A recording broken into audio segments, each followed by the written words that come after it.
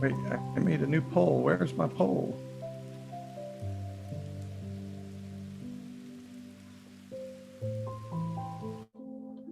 Stop sharing.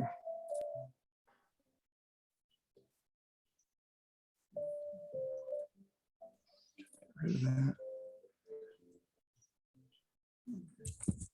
Someday I'll figure out Zoom, like I keep saying. Someday I'll know what the heck I am doing.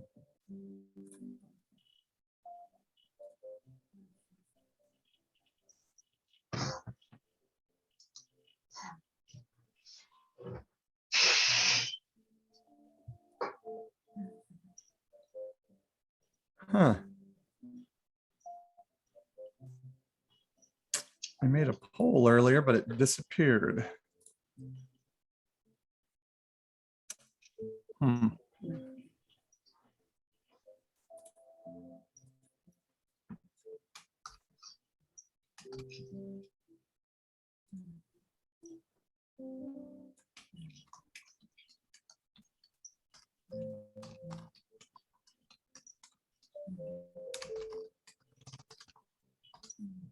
Yeah, I'm not gonna worry about it. Okay.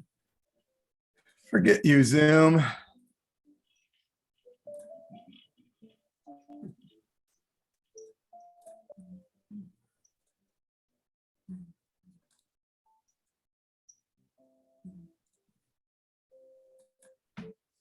All right.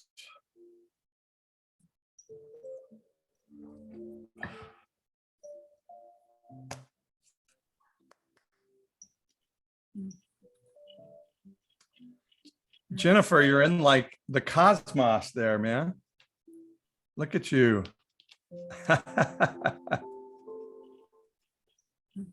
You're floating in outer space. Okay. There you I'm go. Moss Bruckers. Hey, it's sunny in Vancouver, which is very rare. You- So we're sitting outside. Yeah, you guys are like me. It's still bright and sunny outside now that we're on daylight savings time. Yeah. Yeah. Yeah. Which we got in this. I don't know if that was this group we got in the discussion the other day. Like, I'm a huge daylight savings fan. We should. The Senate passed the bill, so we stay on daylight savings all year round, and Oh, I'm they all on did. board. Yeah. I would rather have the light at the end of the day than early in the morning. Me too. Me too. And in California, we had a proposition on the ballot last year to keep it permanently on daylight savings, and it passed. But you have to get, I think you have to have federal approval to do that or something. So. Hmm. And since we're California, we're pretty sure the federal government will approve nothing for us ever at any time.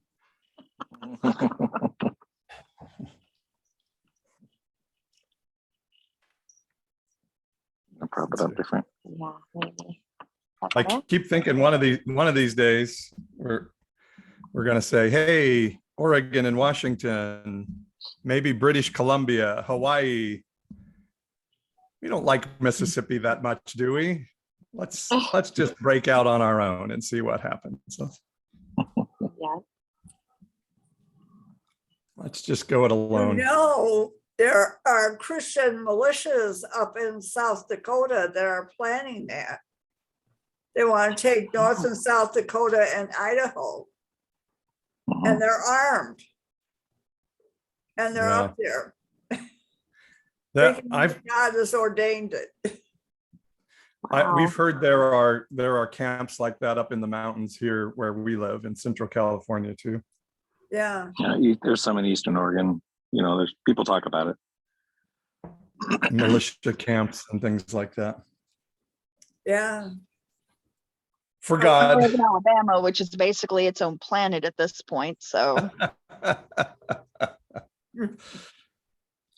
Yeah, it's sad. I have a friend who moved back from Amsterdam in 2019. He had lived in Amsterdam for 18 years, and he moved back because he wanted to be a part of the healing of America. And he is he's kind of the mind of America's just too big. You can't have a democracy with this many people forever. Interesting. Eventually they just say, hey, we're not on the same page anymore. And split. Yeah.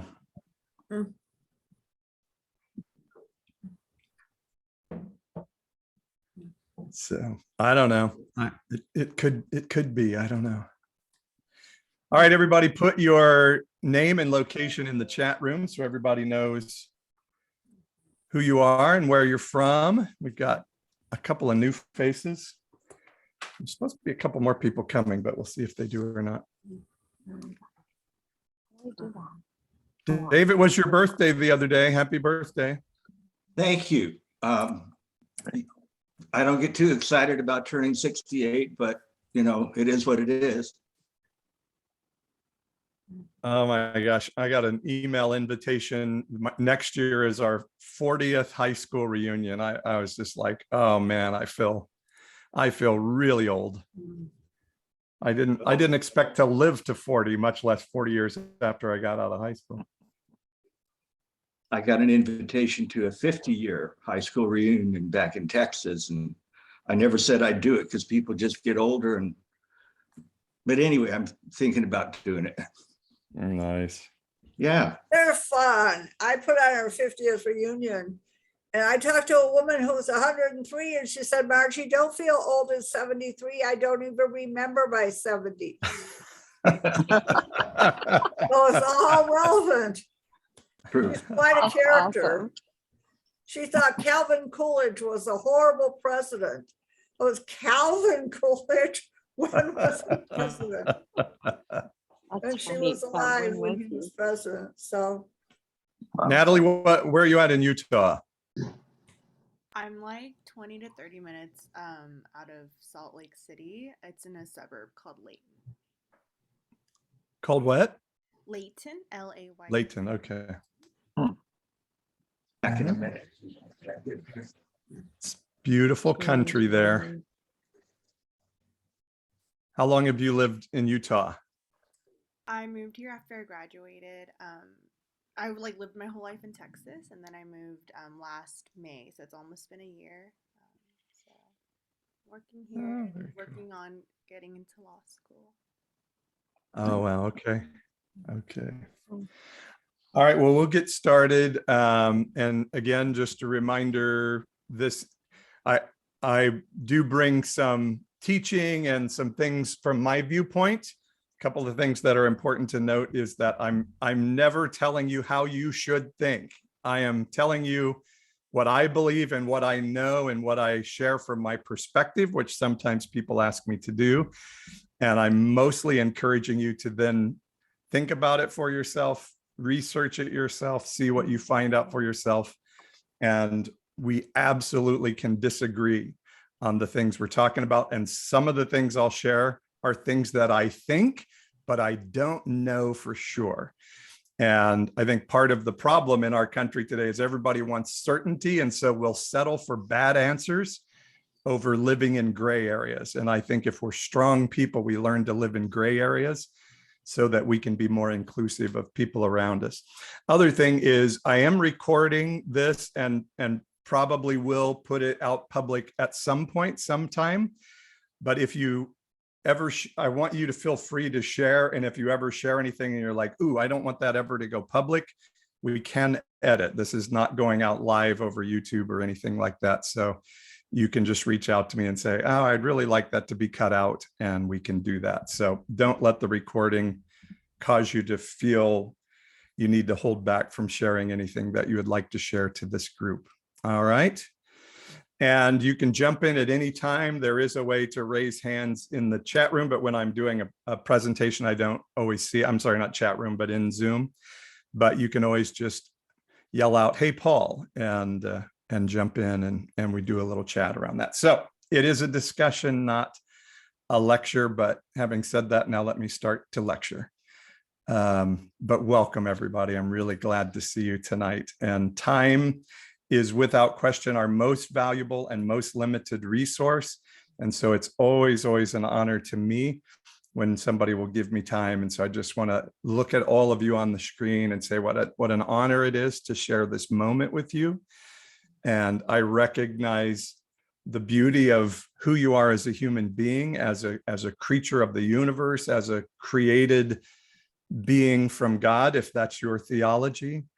And just want you to know you're really super, super valuable in this moment. And I'm really excited to be able to share this moment with you.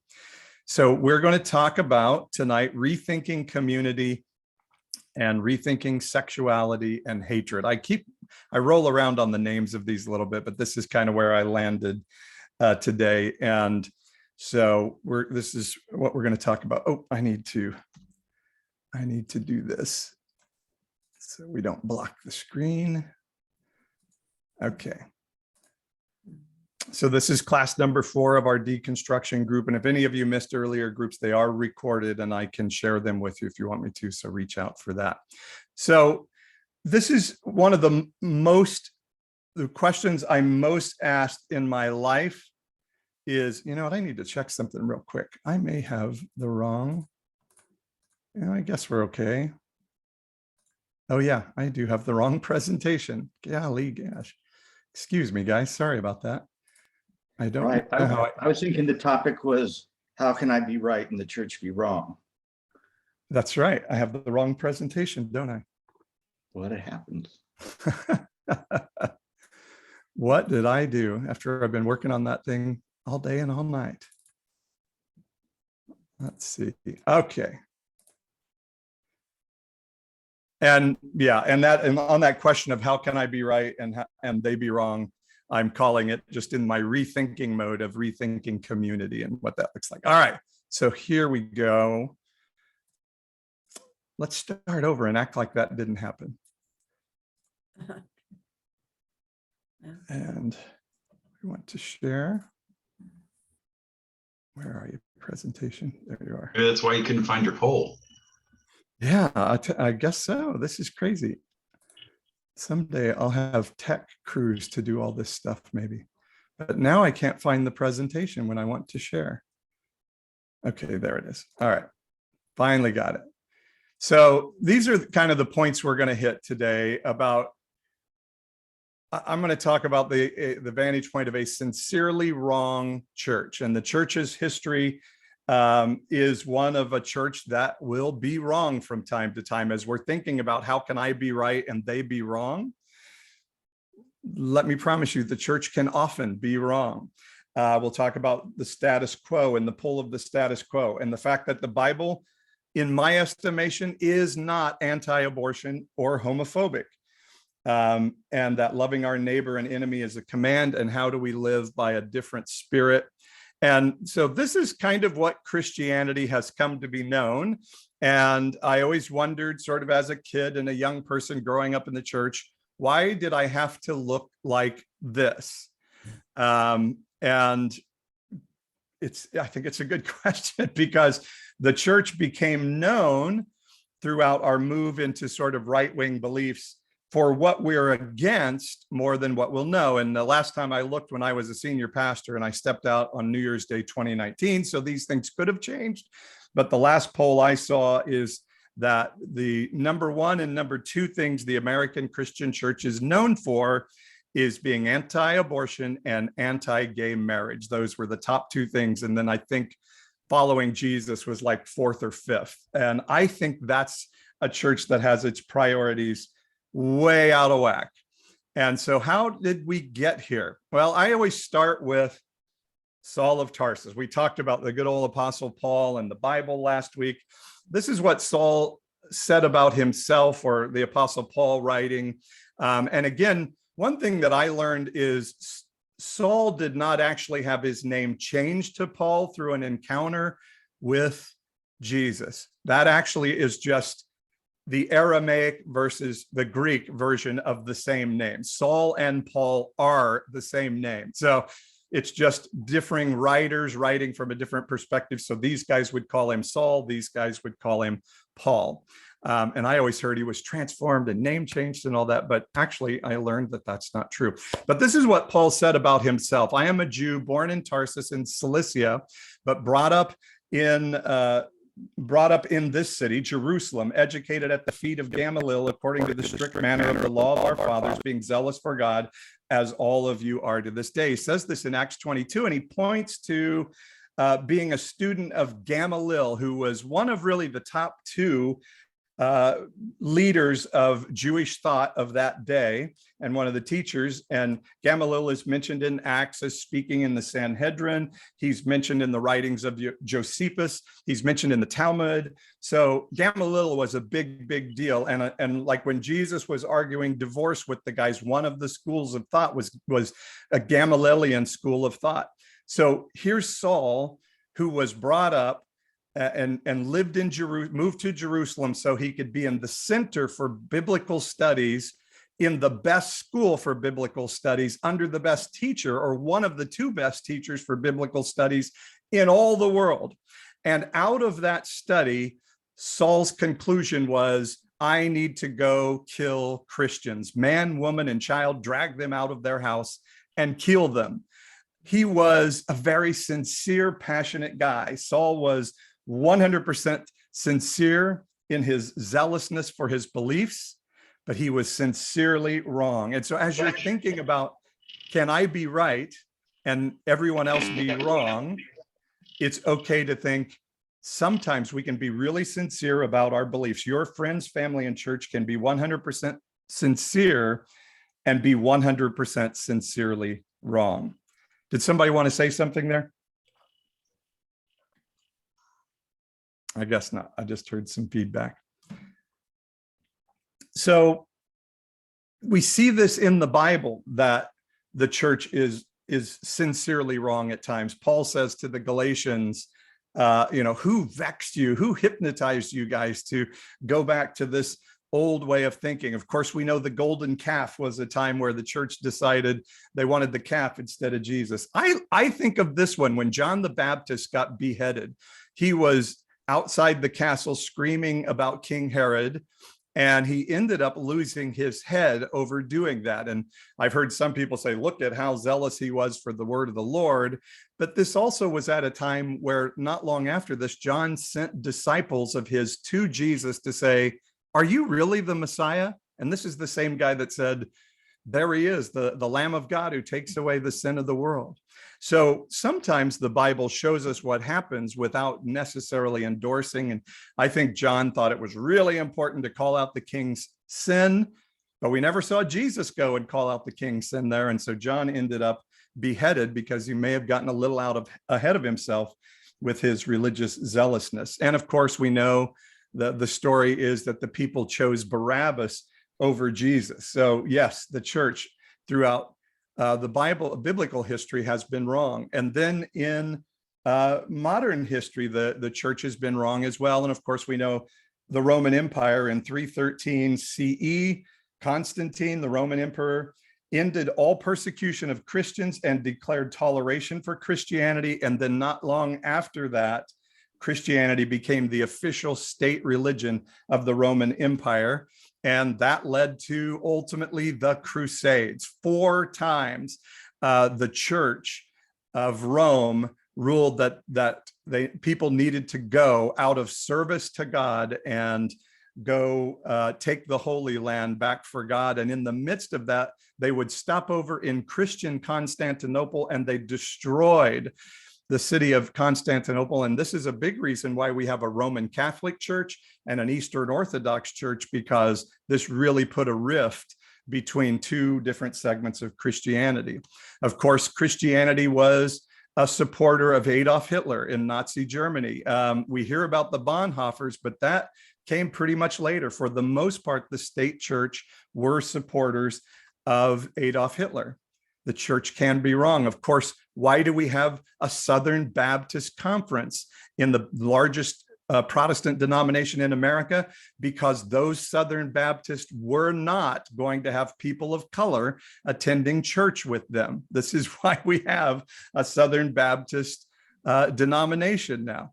And out of all kinds of silly little arguments, we have somewhere between 10,000 and 33,000 Protestant denominations today. And then, of course, today now we have the right-wing church, which responds to racist dog whistles, are solidly 88%, I believe the last poll I saw, are in support of Donald Trump. Somewhere in the high 70% believe Donald Trump won the 2020 election. And so we see the church often follows some of these crazy things. We also see in the Bible prophets getting it wrong quite a bit, right? We have a lot of prophets now prophesying things around our churches. There's a story in 1 Kings 22 where Ahab and Jehoshaphat are thinking about going to war. They call the prophets. All of the prophets are like, yes, go to war. God's going to let you win. And finally, Jehoshaphat says, is there another prophet? And Ahab says, well, there's this guy Micaiah, but he only prophesies bad things about me, so I don't like to call him. He only brings fake news, that Micaiah. And so Jehoshaphat says, well, call him in. And Micaiah comes in, and surprisingly in the story, Micaiah says, yes, go up and fight, you will win. And for whatever reason, Jehoshaphat says, are you telling the truth? And Micaiah eventually says, no, I was commissioned by an angel from heaven to lie to you so that you would go up and lose the war. And it's a really crazy story that I had never heard until I discovered it just a couple of years ago. But in that story, God enticed the prophets to lie for his purposes. And we see this in Jeremiah 5 as well, where God is judging the culture because they're no longer taking care of the poor, the foreigner, the widow. They're not providing justice for the cities, it says. And at the end of Jeremiah 5, we've had all these prophets who are running around saying, no, Babylon will not take us. We are God's country. God cannot survive on earth without us being the economic and military power of the world. So, be calm. We will be safe. Babylon will not overtake us. And Jeremiah alone was saying, no, Babylon is going to take us. And it's God's mercy for us to be overturned. And at the end of Jeremiah 5, Jeremiah is talking about the people of Israel. And he says, they have become great and rich. They have grown fat and sleek. They know no bounds in deeds of evil. They judge not with justice the cause of the fatherless to make it prosper.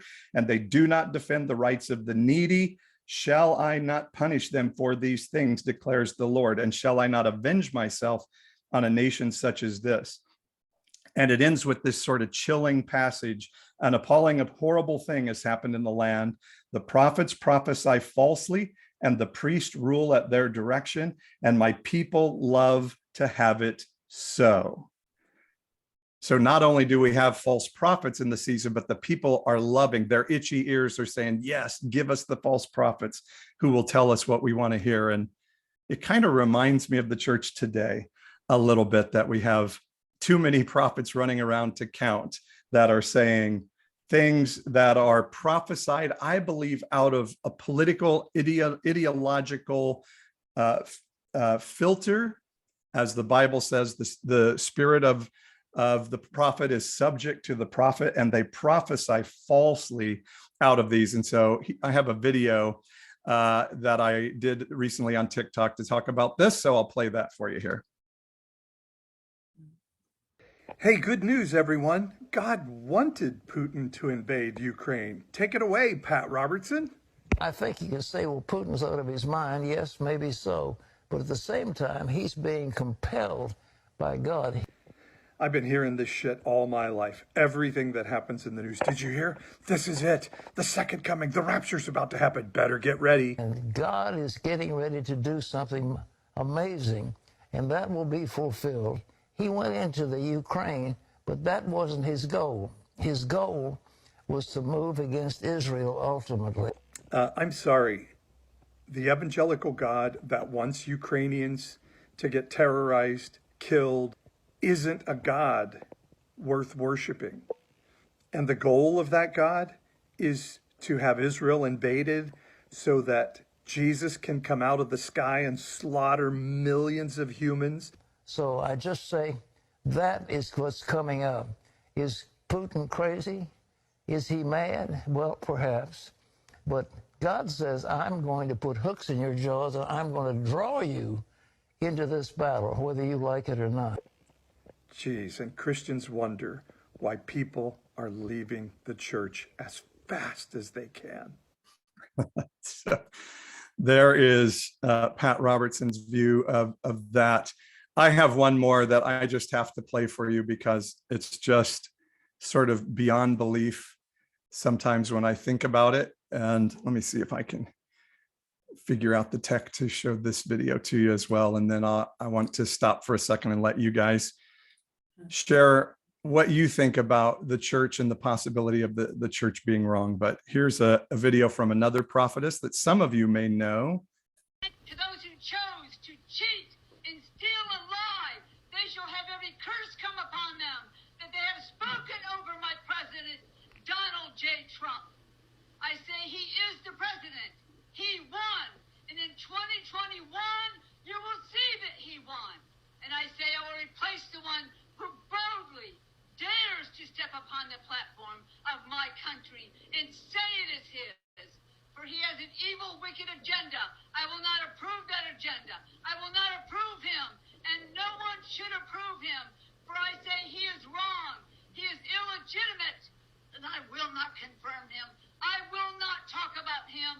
He will not be known in this land. And one day his name will be like dust. And I say he will be crushed below the landslide of the fraud and the evil and the wickedness. It will be plainly be seen and known, and everyone will know what he is. To those who chose All right. to cheat and Yeah.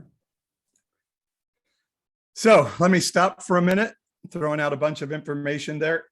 How do you feel? Is it helpful to hear the possibility that the church, our family, our friends, our mentors can be wrong? And what emotion does that evoke in you as you think about it? I'm astonished that I could be right for once. Like, I'm usually on the wrong side of things because I tend to be a little, I don't think before I act, but I mean, I've given this stuff a lot of thought.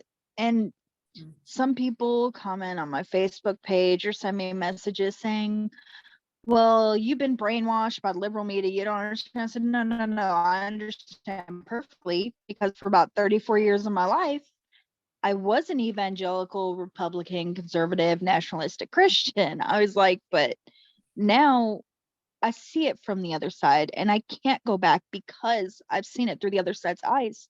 And I believe in my heart and soul that they are in the right here, not y'all. And all they just keep saying is, well, you're brainwashed.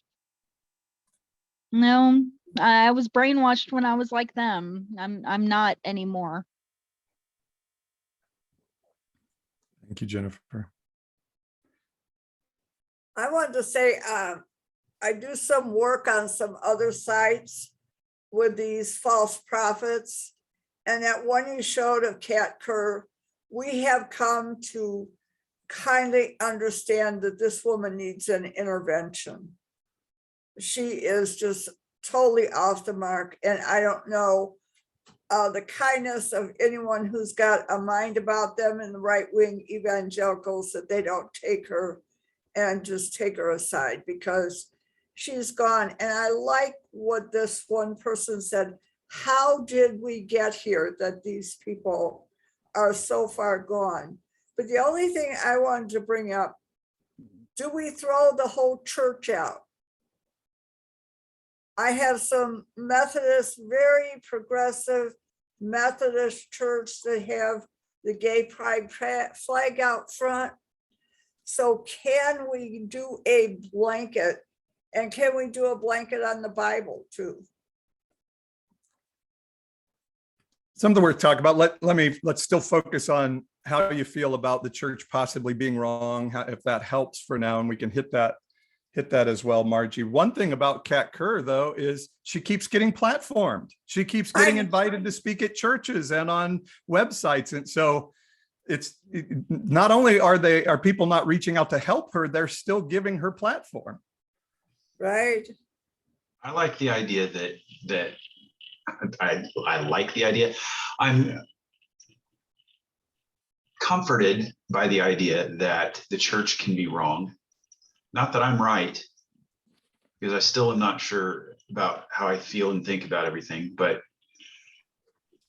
at the same time, from where I am, when I see things like, what's her name? That clown that we just watched, what's her name? Cat Kerr.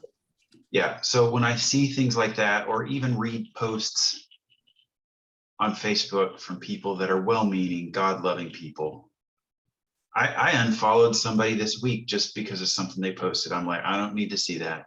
I don't need to see that. It makes me mad. It makes me angry.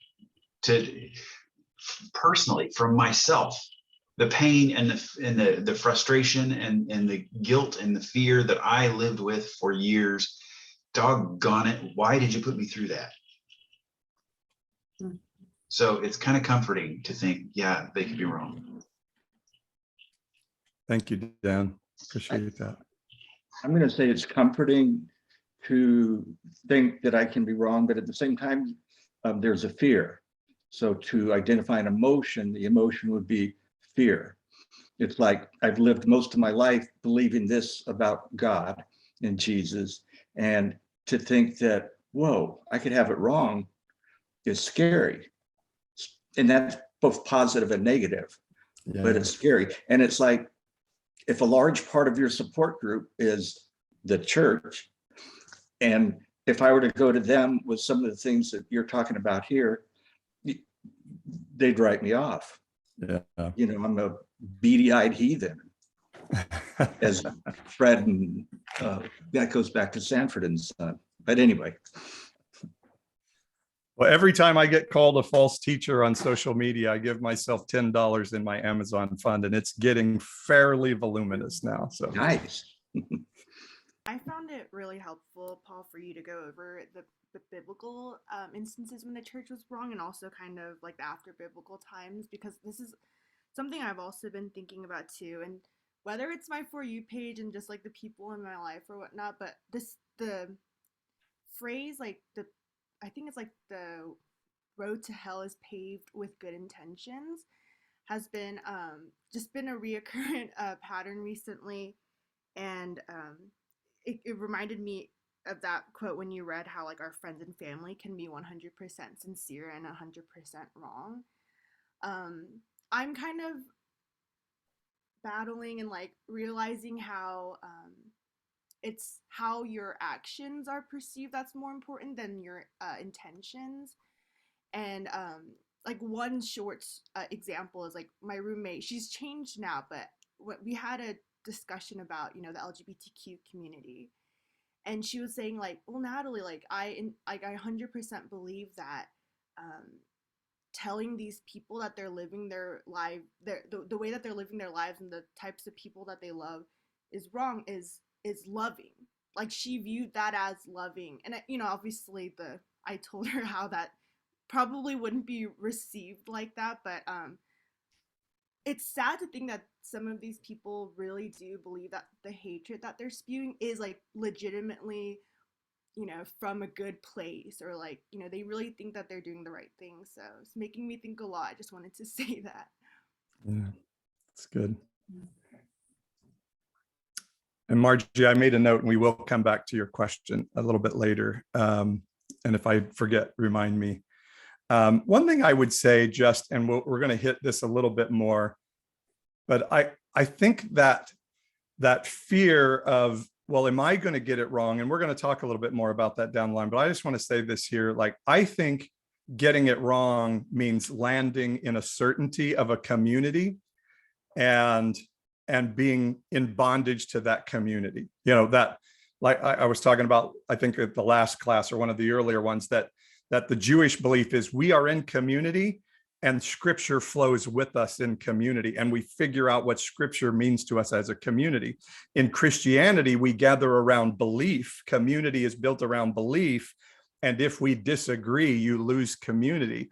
And I believe when Jesus was talking about the bondage of that he wanted to set people free from, it was that community built around belief is a slavery to a belief system. I don't think God, whatever that God looks like, is quite so much trying to see if we get it right or wrong. I think it's a lot more about how do we live out of relationship. And so as we're talking in terms of right or wrong, when I do my coaching business that I do with people, I say right or wrong no longer exist. Good or bad don't exist. The question is why, and how does the why impact your relationship? So I just want to give that assurance. I think the goal of God is love your neighbor as yourself, not get it right. So hopefully that's the message I want to tell people, like, let that relieve your fear. And then we can wrestle through what is right, and we'll live in community out of that. All right, we lost Jennifer and she shot me a message there, so something must have come up. So the two big issues of the right-wing evangelical church are abortion and gay marriage, right? They're the ones that there's so much fear built around, and you have to be right on these issues and all of these things. And so I want to talk a little bit about that and how a sincerely wrong church gets it wrong on abortion and gay marriage. And again, I'm going to give you my viewpoint on this, and these are definitely arguable points, but this is my main thesis on the thing of abortion. The Bible, in my estimation, never once says life begins at conception. I want to make this a really strong point. We can all say an unwanted abortion is a sad thing. I don't think there's anybody in America who loves abortion as a practice, but we understand the mercy that abortion provides. And our goal, I believe, should be, how do we limit unwanted pregnancies, not outlaw abortions and such. And I think it's important to say that the Bible never says life begins at conception. And the reason that's so important is, as we go in to talk about abortion and gay marriage, if these are God's number one issues, which, the right-wing Christian church always tells me, well, we don't think they're God's number one issues, but they are the issues on which they preach all the time, vote all the time, support Donald Trump all the time, all these things. So therefore, it sure seems important to God. And if we have this as our number one issue, and it gives us permission to call people baby murderers and all these other horrible things, I believe that should be clear in the Bible, not just something we cobble together from a few verses. It should be clear that God gives this emphasis to this issue, and I don't believe that can be biblically supported. So it says, if abortion is God's number one issue, the Bible should reflect it. So let's start with some of the verses that are given to me all the time to say the Bible is clear that abortion is murder. And one of these is Jeremiah 1. Before I formed you in the womb, I knew you, and before you were born, I consecrated you.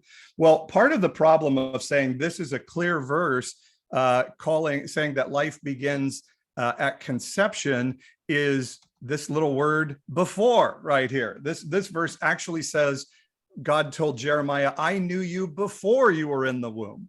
And what this is, first off, this is a poetic verse. It's not a theological verse necessarily. And what it's saying is God is saying, out of the creativity of his mind, God knew who Jeremiah was going to be even before he created the world. That creative spirit of heaven knew of Jeremiah before Jeremiah was in the womb. So this verse does not say life begins in the womb. This says life begins when God thinks about it in his head at the time of thinking about creation. And therefore, if you're going to apply this verse to abortion, then I would argue, well, then our Catholic friends have it right, that contraception is then interrupting God's thought process and creative process, and contraception would be equally a sin to abortion. And we can argue with that. But that's how I see this verse, that nothing in this verse says life begins at conception. The next verse that we have is Psalm 139. Again, first off, this is a poem, and we have to be careful not to make theology out of poetry, because we could end up making a theology of you can't break a rock because the Bible says the rocks are going to cry out or sing out, trees are going to clap their hands, and we could get some really bad theology. But Psalm 139 says, for you were formed in my inward parts. You knitted me together in my mother's womb. My frame was not hidden when I was being made in secret, intricately woven in the depths of the earth. In your book were written, every one of them, the days that were formed for me, when as yet there was none of them. So my anti-abortion extremist friends would say, I was knitted together in my mother's womb. You see that? So therefore, that means I was alive. Well, again, does it mean that is a soulish being? The Jewish mindset would be, yes, you're knitted together in the womb by God. You're dreamed about and thought of, and you exist in God's mind even before that. But is there a soul in that being? In the Jewish mindset, and this, of course, was written by a Hebrew person that would become the Jewish race, they would say, no, there is not a soul in that being. And the interesting thing to me about the fear of abortion is this passage says that all of our days were written in the book of life in heaven before there was one. So my question is, then would God be surprised by the abortion, or would God have already created a pathway to a purpose to be fulfilled for that creation, if in fact that is a soul being killed at that moment? I think we've got to see deeper into these passages than our thin little abortion thoughts. And we can talk more about that when we discuss that in a second.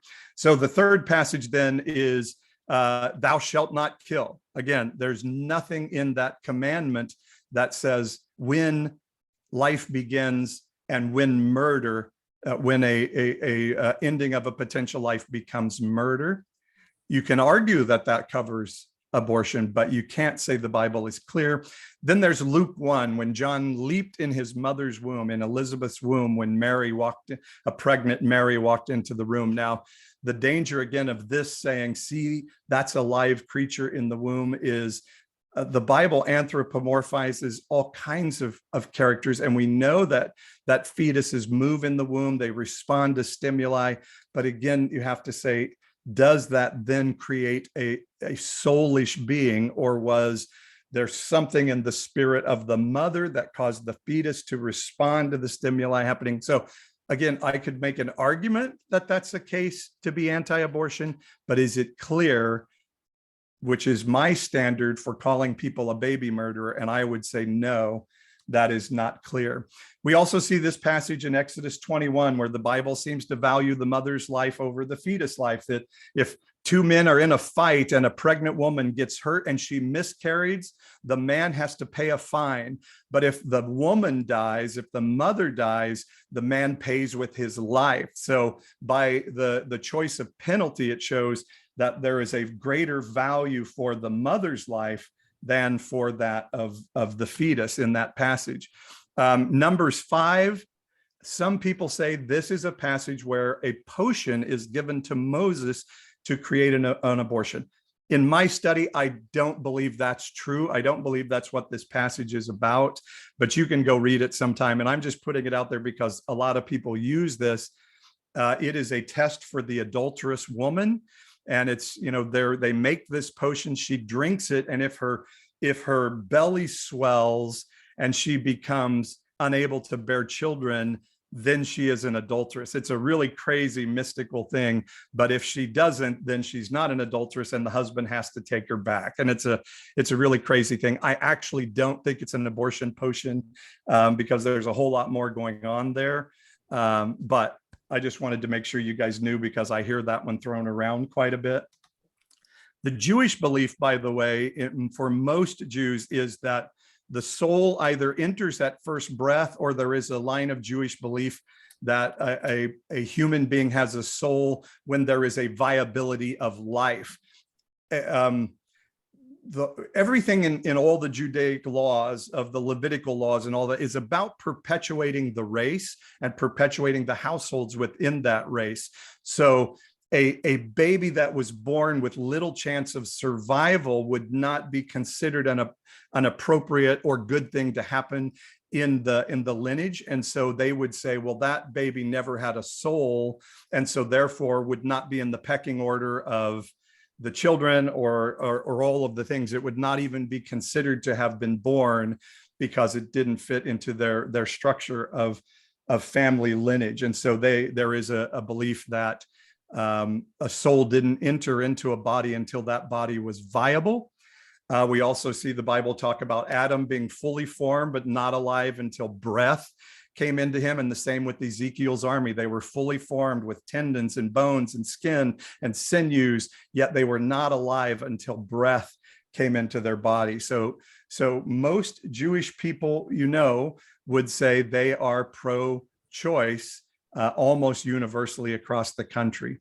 I was once sort of in my praying days and listening to God, was asking God, why am I not animated by the issue of abortion?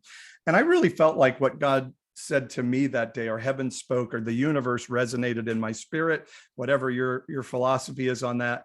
And I heard that what I felt like God said to me in the context of our relationship in that day, he said, Paul, do you understand that I've overcome death? Like, death is not the worst thing that can happen in life, because life goes on beyond the grave. Things continue on. Your purpose and opportunity for a full life are not stolen by death.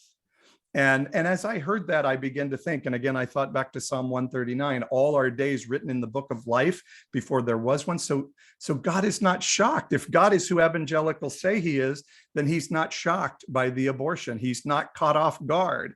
And that's why I see such a cognitive dissonance in the belief system, that heaven's view of death is very different than ours. Again, the Jewish belief, they would say, if the baby's not viable, or if the baby is causing distress for the mother, that then abortion or ending the pregnancy was okay. And distress could include financial travail. If a woman couldn't afford to have the baby, that was included in a legal reason for a woman to end a pregnancy, was distress, or even to not have a child. The Jewish community almost universally pro-choice. The nation of Israel has legalized abortion. Our evangelical friends are all about Israel. They're God's land. We got to keep giving them billions of dollars every year. Well, they have legalized abortion in Israel, and the government pays for it. Now, you have to get approved by a board to get it, but from what I've read, there is never a no. It's a formality. You go, can I get an abortion? Yes. And the government will pay for it. Again, the cognitive dissonance of this belief is pretty stark. Interesting that Jesus never spoke against child murder, when it was a very common practice of Romans in that day. And I'm sure Jesus would have seen it happening around him, a practice called exposure, where any Roman father that didn't like a baby for any reason, it had a blemish, it had a birth defect, it was female, which was also not what they wanted sometimes, quite often. That father had every legal right, no matter what the mother wanted to do. The father could go place the baby on the side of the road on the dump heap and let the baby die of exposure, either to be carried away by an animal, another family come and take it to raise it as a slave, or any other thing. That was a legalized practice. And the way that practice ended was the Christians in Rome, even when they were being persecuted and had nothing, they would go out every day and collect the exposed babies and raise them themselves. And through that practice, they brought a guilt on the country of Rome, and Rome eventually banned the practice, and then it continued to happen. So eventually they set a penalty of death for exposure, because the Christians not protested it and wanted it to be banned, but because they showed the heart of God toward babies. Isn't that, I've always found that to be an interesting story. And South Korea, which we consider a very Christian nation, has had anti-abortion laws. Abortion's been banned in South Korea for the last 60 years until 2019, when their Supreme Court overturned the ban. And the reasons the court used to overturn the ban was, first off, South Korea, with a ban on abortion, still had more abortions per capita most of the time than the United States had. They were still having more abortions per the number of people they had as a percentage than the United States has. And they found, of course, that wealthy people were able to get safe abortions and poor people were getting unsafe abortions. And they said, this is not a good law. So they overturned it. So even if we have all the sincerest motives in the world, banning abortion doesn't stop babies from getting aborted. It just creates an unsafe environment for them. One more note on abortion. In the United States, abortion is 100% a political issue, not a religious or moral one. 1973, Roe v. Wade was put into our code by the United States Supreme Court. In 1976, by the way, Billy Graham said this as well at the time. The Southern Baptist Conference said abortion is a Catholic issue, not our issue. We are not anti-abortion. They reiterated this the next year at their conference in 1977. Then something began to happen in the Carter administration. They began to go after Christian universities, and Jerry Falwell Sr. and his Liberty University and Bob Jones University in South Carolina, the federal government began to say, hey, if you don't integrate your schools and allow people of color to begin coming to your schools, we're going to take away any federal funding you have access to through Pell Grants or any of the such. And it made Jerry Falwell very angry. And probably our most evangelical president we've ever had in Jimmy Carter became hated by the Christians. Well, there was this Republican operative named Paul Weyrich, a man who said, not everybody in America should be allowed to vote. And he said the Republicans should begin a campaign to try to stop as many people from voting as possible.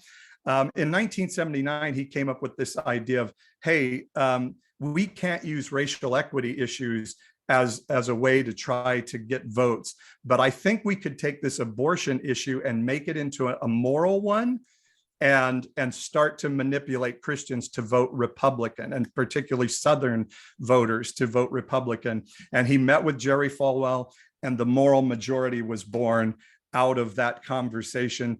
And their goal was to defeat Jimmy Carter as president. And there was this Republican guy named Ronald Reagan. And as governor of California, Ronald Reagan had signed the most liberal abortion bill in the history of the United States.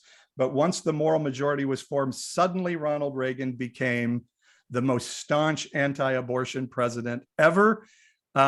Staunch Christian president ever, though he never once attended church as president of the United States for 8 years.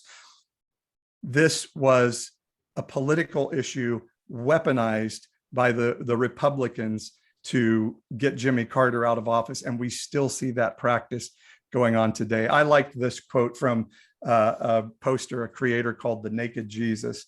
And he says, claiming to be pro-life while having no desire to actually care for or help others seems weird to me. If you're unwilling to help feed the hungry, if you have no desire to respect or care for those in need, yet you value war and the bombing of the innocent, tells me you're not even close to being pro-life. I got to agree with him. So how do you guys see this issue? Let's take a moment and chat. How do you see the issue of abortion? What impact have you seen it have on the church and on the gospel and just in general? If you have a question, let's just stop and chat a little bit here. So who wants to jump in?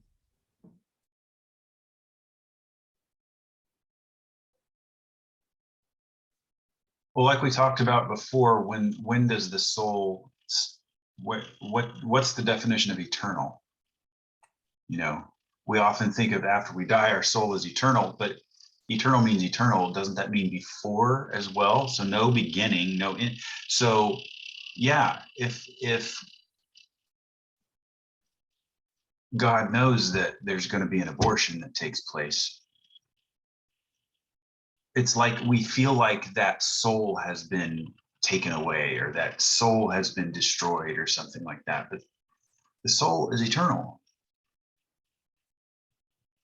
I don't know. It's too complicated for most Christians to think about, frankly, because then they have to, it feels like it takes away the free will, but then it makes God, I don't know. It's just too confusing for them, because if God knows that there's going to be an abortion, why, you know, then why doesn't he stop it or this, that, and the other? And then it raises all sorts of questions and they can't handle it.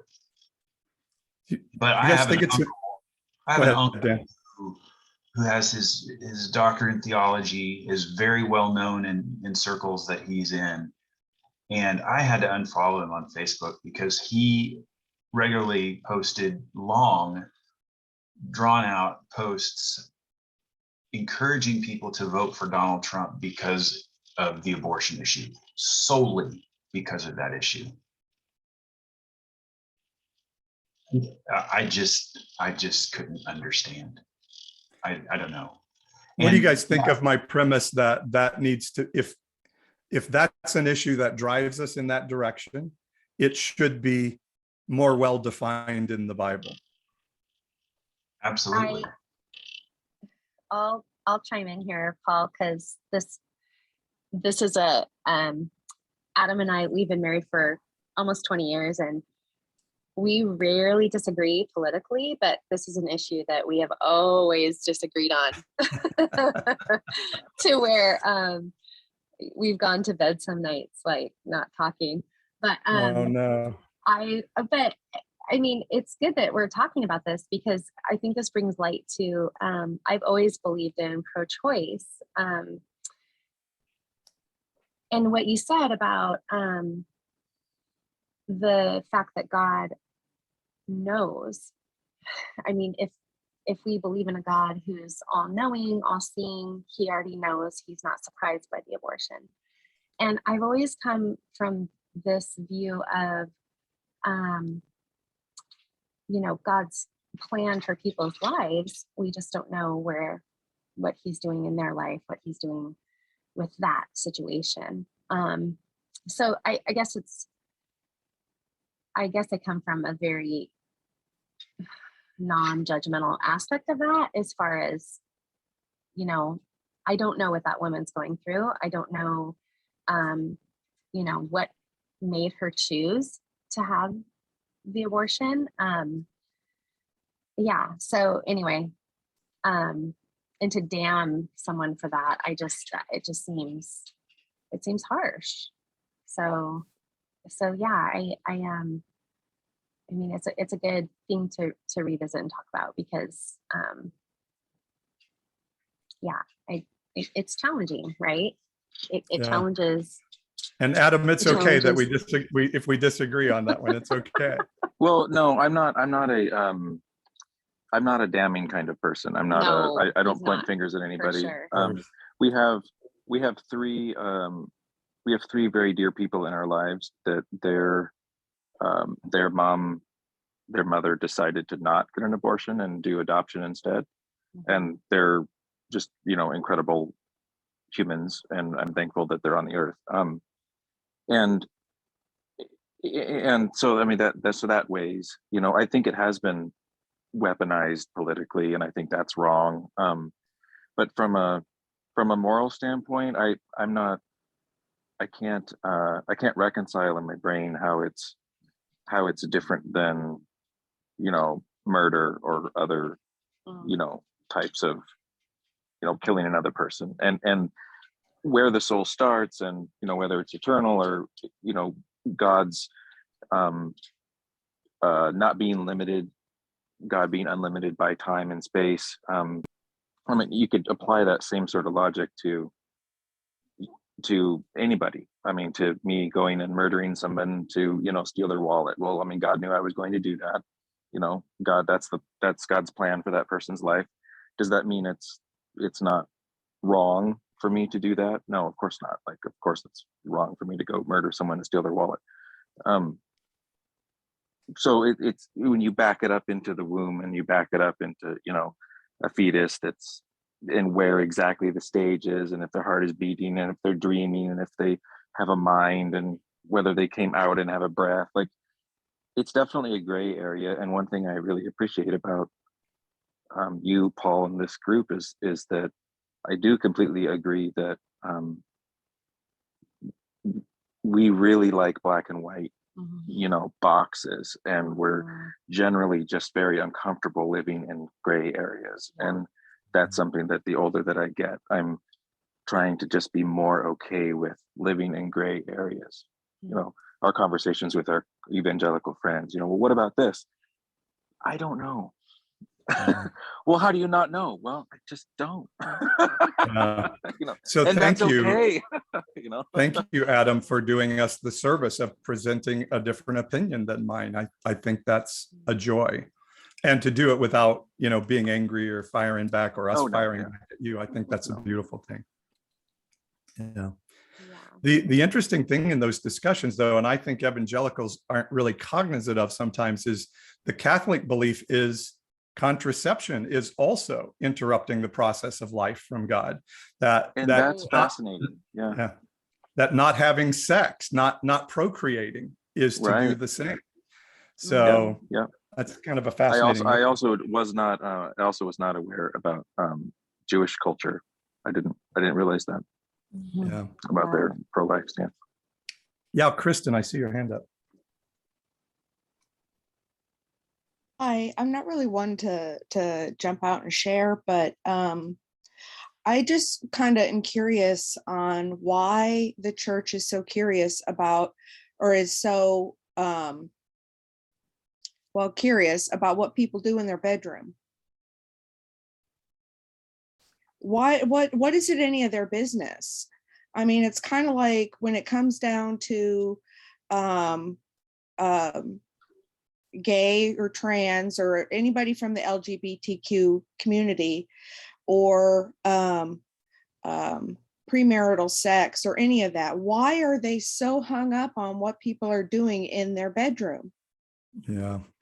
Let me piggyback on that, Kristen, and go into now the issue of homosexuality in the Bible.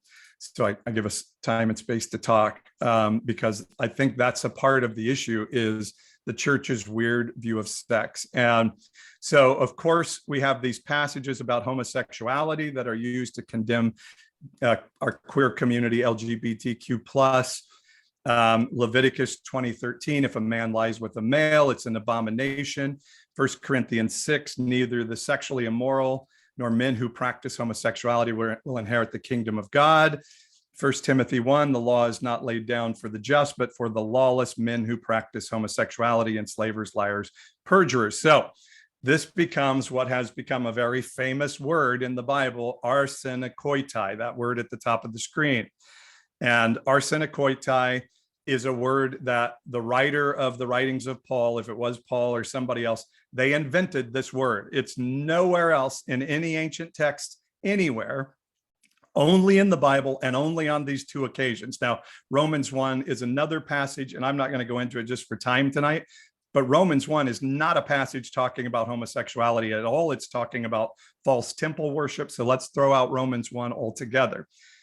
But arsenokoitai, as you may know, was a word invented by the writer of Paul's writings to reflect what Leviticus says. Leviticus, that term for a man with a male, is a term that literally means man bedding or men in bed together.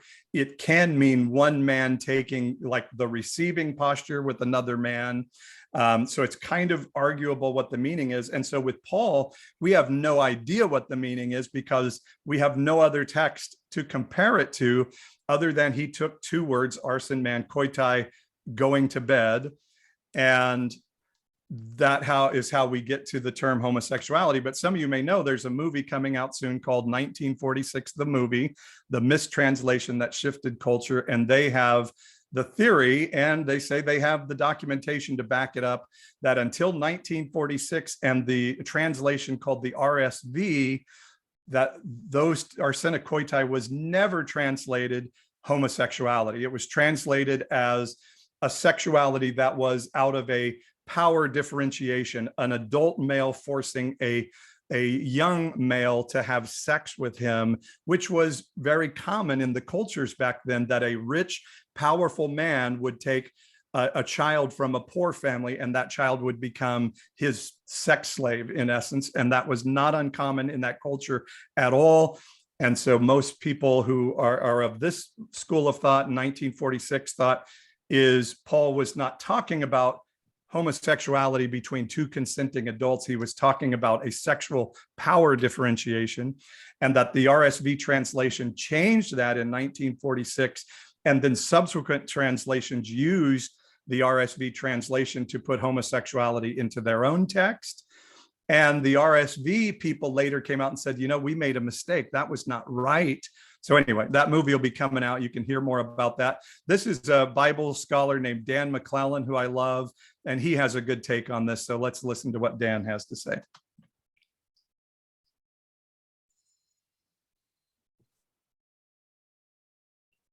Come on, Dan. The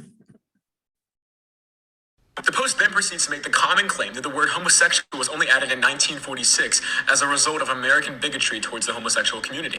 Hey everybody, this video is going to make some accurate points. It's going to make some inaccurate points based on identity politics. But I want to start by pointing out that the central claim that the word homosexuals was not used to render arsenokoitai until 1946, as far as I can tell, is 100% accurate. No one has ever produced an earlier translation that rendered homosexuals. The notion that that rendering is homophobic, I think, is also supported by the data, because arsenokoitai means something like men betters. And even if we take that to mean all male homosexual activity, it still only refers to male homosexual activity. It's also referring to the behavior, not a sexual orientation, because they had no clue about sexual orientation as something innate to a person in that time period. And so to say homosexual is to point to an identity. And that was not a possibility back then. So that rendering is inaccurate and does seem to be guided by homophobia. All legitimate. Interesting view. Let me show Jesus' view real quick, and then we can chat about that. First off, Ezekiel talked about Sodom. We know Sodom and Gomorrah, they're often pointed to as being destroyed for homosexuality. Well, Ezekiel in this passage says it wasn't homosexuality that led to the destruction of Sodom. It was pride, excess of food, a lack of hospitality, basically, is why Ezekiel says Sodom was destroyed.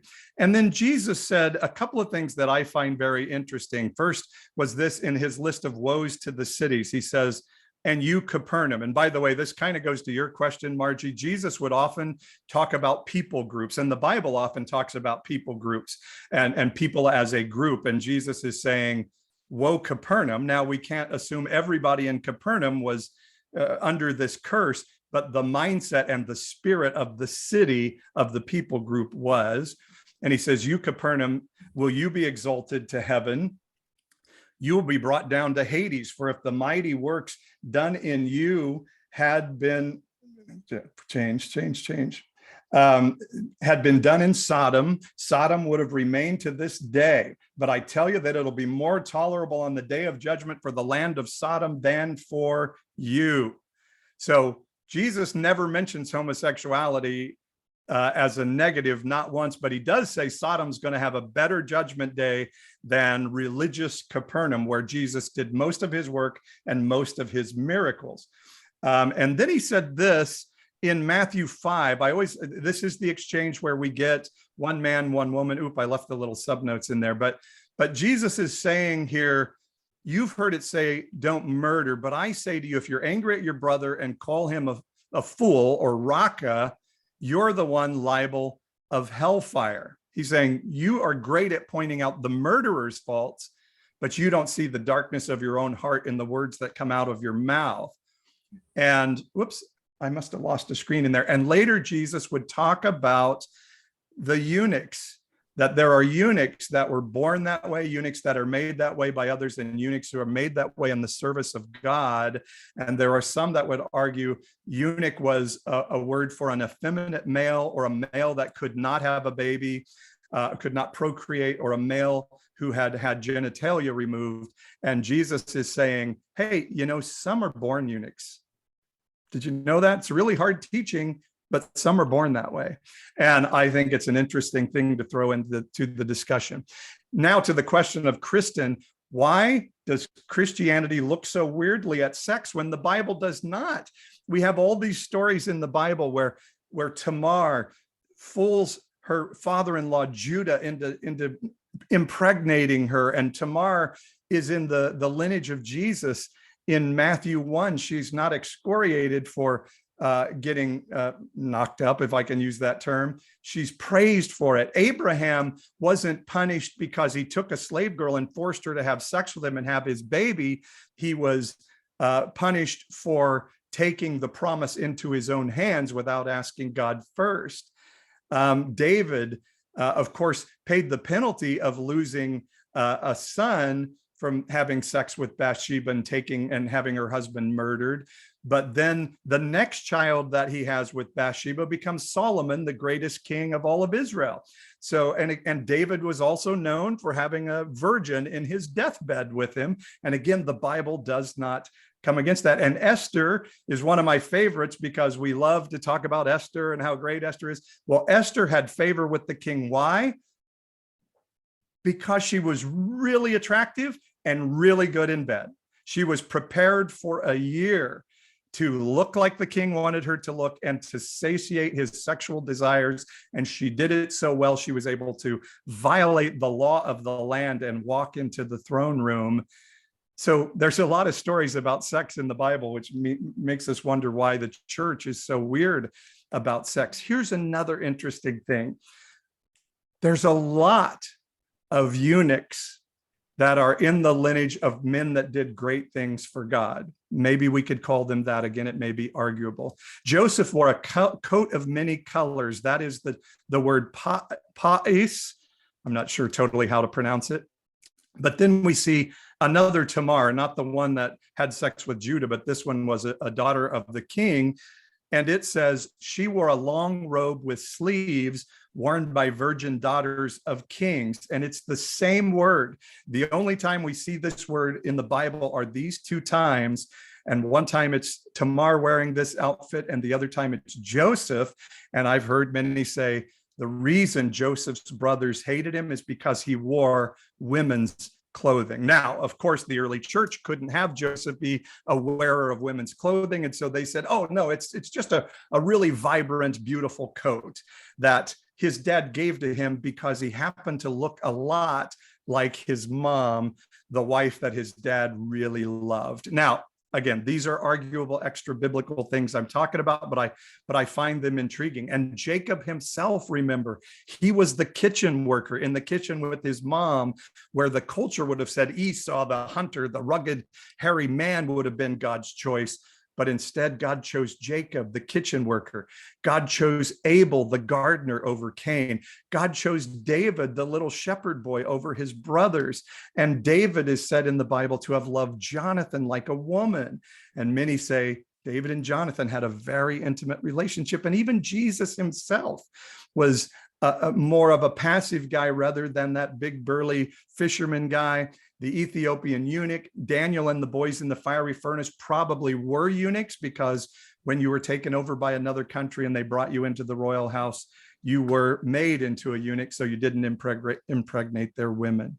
And at the end of all of this discussion, I come down to this: can we not just love people? If we're supposed to love God and love our neighbors as ourselves, can we have a different spirit about this? And let me play a video and then we'll chat. This issue of transgender athletes have come up, and we can go into this later, but I have a view of this transgender athlete issue that maybe is a little bit about where is our heart. Where did I have that video? Thank you for bearing with me through the technical difficulties. So this is my take around that transgender athlete issue and how I might see we could have a. So let's talk transgender women in female athletics. There's an idea that a trans woman has a competitive advantage because they were born biologically male. This could be true. So to me, does the question of protecting fairness outweigh the need to affirm human beings? Yes, if a trans woman has a biological advantage, it might keep another woman from getting a scholarship or making the Olympic team. That could be true. And we may be talking about a dozen incidents over a decade, which, by the way, it's not even close to that amount yet. And if that's my daughter, it would hurt. But we've taught our children that affirming human beings, that loving people, that loving our neighbor as ourselves, and our neighbor includes that person that we don't think is quite as good as we are, perhaps, is the most important thing in the Bible. It's the one thing Jesus said we have to do, and that is love people that aren't loved by culture. So a disappointment on the athletic field is far outweighed by the affirmation of human beings. And let's face it, when it comes to swimming, there's always advantages. The young women that come from families of money have a huge competitive advantage over those that don't. Those that grew up in the country club have a huge advantage over others. Those that could afford the best swim coaches have a huge advantage. So don't kid me that those other women athletes don't have some advantages that got them where they are. But even if none of those factors of privilege is true, I still think the return on investment of affirming human beings outweighs the need for fairness in a few instances of competitive advantage. All right, that's my take on it. Can't we just love people at some point? So here's my thought questions for you. Does the need to be right often stop us from treating people the way the Bible commands us to? And another thing we could talk about in the midst of this is, how do we keep from being deceived? We could start to work on that a little bit as we're kind of breaking away from some of our certainty. And then we can talk about Kristen's question about sex in the church, and Margie's question about, do we throw out the church and the Bible as a whole? But what do you guys feel about the issue of homosexuality, arsena coitae, or kite, as Dan says, of the mistranslation and how these passages are used in the Bible?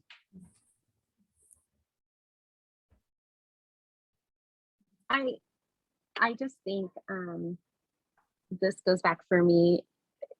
I mean, black and white is just an easier thing to accept. It's just, it's just an easier thing to accept. But, living, like Adam said just a little bit ago, living in the gray area is a lot harder. It's a lot harder to open your mind up to the fact that, what you were talking about with the swimmer. And I mean, there are other advantages if you look at the whole picture that rich people have, or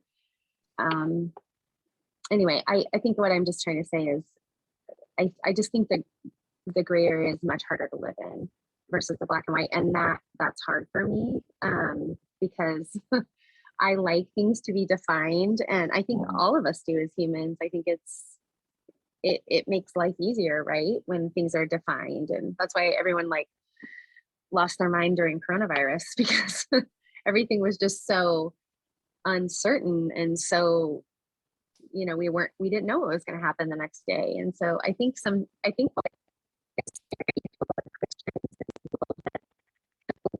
faiths for such a long time, myself included, is that, it just shakes that whole foundation. It shakes everything. When you go from black and white and what you believe for so long in your life, and you've had this security in that, and you raised your kids according to that, and you've taught your kids according to this, and then all of a sudden that gets rocked, and you're just kind of like, oh, it's scary. So yeah, I think, but man, it's so good. It's just so good. It's where we need to be for sure. So that's my 2 cents. Who else? I think, once again, I was at a discussion, talking about how it's not the whole church. We all graduated from Jesuit colleges. And at the conversation also was a group called Nuns on the Bus. I would love to have them involved here. But we're talking, when you talk to people on abortion, tell them where the root cause of this came from. Even contraceptive in the Catholic Church was okay until white women decided to use it. Seriously. And is based on power, and is based on race. And also back in the 70s, like you said, Billy Graham didn't really come out against abortion until they saw the church weakening, and they saw the demographics in the country, and we had to have something to stand on. And so we gathered everybody around abortion and homosexuality. So the whole basis of the argument was on power and discrimination, rather than an actual belief. And Yeah. I think too, we've been taught that homosexuals are icky people. And that, you know, it is the same thing. You know, we're still so ingrained that Black people are we must accept them, but they are lower than us. So They are different. Yeah. yeah. Well, and the thing about this transgender issue that makes me so angry, just incensed about it, is, you know, the church has tried to destroy gay people for so long. And they would say, oh, no, we didn't, but they did. The gay agenda is out to get our children, if you've heard that language. It's horrifying language. The church lost that battle. It's lost. I saw a poll the other day that 77% of evangelicals are in favor of gay marriage now, and it's something like 68% of Catholics now in favor of gay marriage. So the church lost that issue, and thus the Republican Party lost that issue. So they now see, oh, but we can pick on transgender. We can pick on transgender people around the bathroom issue or this athletics issue. And by the way, the church standing up for women's in athletics makes me laugh, because we are the most mistreating of women of any organization in America today. And to act like we care about women's participation in that, stop, just stop.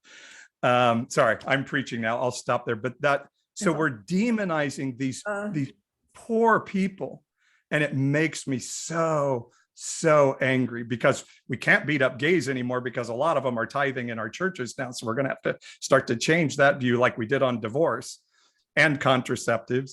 But now we'll pick on these trans women, and they're a really easy target for us with our audience. And it makes me so angry. I want to throw over tables in every church in America today. I like to tell them too, you know, America's going to be great if we get rid of the homosexuals and abortion. And I tell them, I thought it was Jesus who saved, not getting rid of abortion. And they do not answer that question. It usually ends the question, because they think, so it'll be interesting to take a breath and see what they come up with next. You know, who are they going to go after next? Natalie, were you going to say something? Yeah, I was just gonna say, kind of relating to what everyone was talking about, including, I think it's Joy.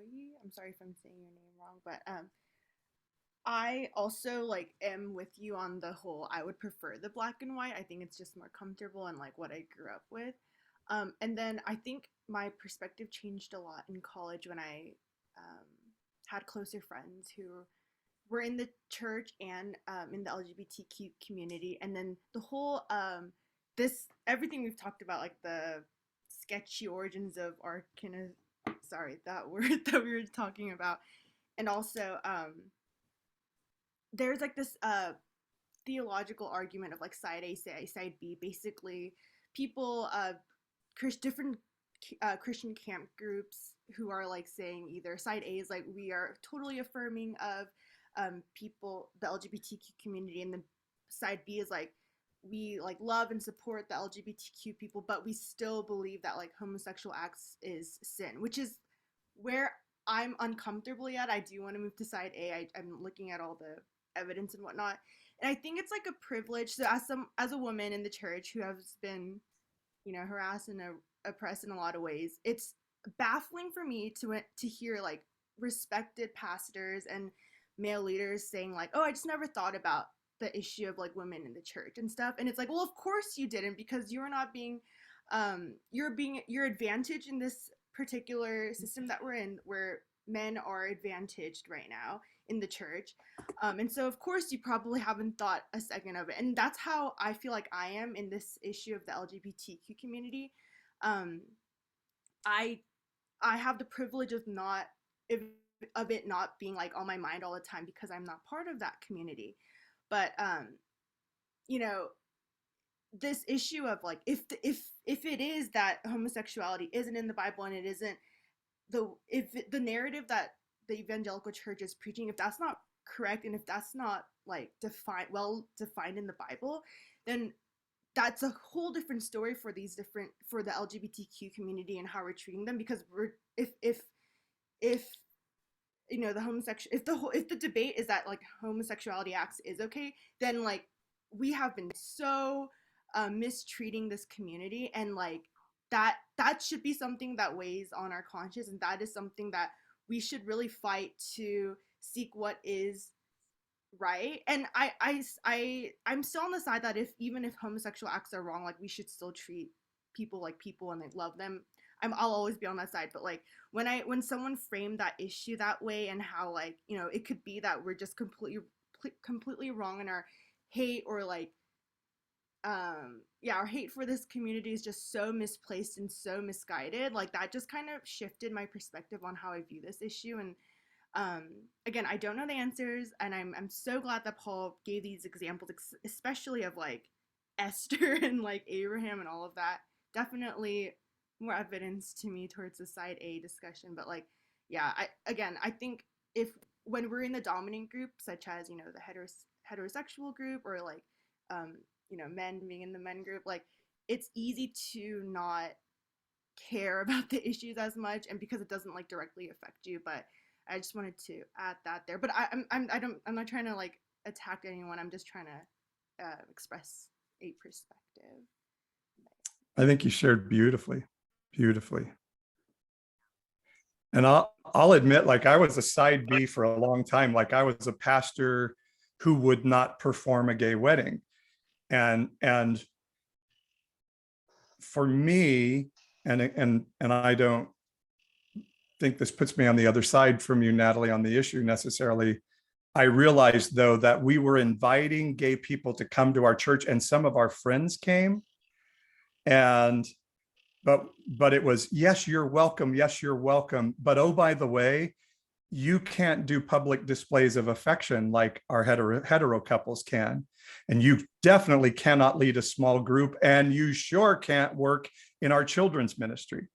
So there was a curtain that they could not go behind, and we didn't disclose that up front. And for that, I ended up hurting some friends of mine pretty deeply. And so I did my theological work backwards. I'm like, okay, God, I'm just going to love these people. I'll do their weddings. I don't care. If it sends me to hell, fine. I just don't think, God, that you're going to say, I hated how you loved those gay people. I hated it. And then out of doing that, so sort of the prophetic thing again was, I felt like kind of led by the Spirit to go count how many times the Bible talks about homosexuality. And there are basically 6 passages about homosexuality in the Bible. And then I just felt like God said, and now count how many times I tell you to take care of the poor, the outcast, the foreigner, the marginalized. Thousands of verses in the Bible. And so we've taken 6 passages, made them God over a whole group of people, and ignore thousands that tell us to do otherwise. So even if the Bible is adamantly against homosexuality, I don't think God's going to say, boy, I hated how you loved those people. I hated it. I wish you had been a way more condemning to them. That's just me. I think one of the reasons that the church has such a difficult time with these things is because of the whole black and white issue. We don't like gray. I mean, we've all said it. Being in the gray area is uncomfortable. And when we can look at a passage of scripture and translate it and interpret it to give us a very black and white answer. Oh, okay, we know what's right, we know what's wrong, we got to do this and we'll go to heaven and God will be pleased with us. But things and evangelical Christianity is very patriarchal, and the Bible is very patriarchal, but that was culture. And homosexuality and transgenderism challenges that. And the black and white thinking of many evangelicals is threatened by that. And I just, you know, many evangelicals can say very ugly, hateful, nasty things about homosexuals. How many of them actually know any that they're aware of? How many of them have actually gotten to to ask questions about what's your life like? What has it been like for you? Who are you? Tell me about yourself. Or how many of them work with people and get to know them only because they have to, because they work with them? You know, Or have an there's no agenda. real, there's no real camaraderie. There's no real getting to know. There's no real, this is a decent person. And if they do think that, accept that they're, Yeah, let me jump in on that real quick, Dan. And I think Dave asked earlier about being deceived. And so one of the things that I hear a lot from people is, how do I know I'm not leading my children to hell by stepping out of this? And I think that's a really important question as we're talking about being right and others being wrong. It's a really legitimate question. And so here's my take on that. How do we keep from being deceived? Well, we're told in the Bible that the Spirit will guide us into all truth. It doesn't say the Bible necessarily leads us into all truth. It says man does not live by bread alone, but by every word that proceeds out of the mouth of God. And that is proceeding from the mouth of God, not has proceeded in the past and was written down. The Bible says, don't be conformed to this age, but be transformed by the ongoing renewing of your mind. So we are supposed to have our beliefs. So that, to me, not being deceived starts with understanding we are supposed to be asking these questions. Work out your salvation daily, the Bible says. Then we see in Acts the Council of Jerusalem. These are the apostles coming together saying, I'm seeing stuff that is against the scriptures. I'm hanging out with Gentiles and I know I'm going to hell for that. What do we do? And they all come together and like, okay, what are you seeing? What are you seeing? And they wrestle over the issues that they're dealing with together out of relationship. And they say, we don't get to be black and white on the page of scripture anymore. We have to wrestle with real things and real humans. And the number one thing I would say of it all is the character of God. Jesus said, if you ask God for a fish, he's not going to give you a snake. If you ask him for an egg, he's not going to give you a rock. And so in our interaction with the divine and with the universe, I think our spirit is telling us like, okay, I know what the Bible says about homosexuals, but it just doesn't feel right to me.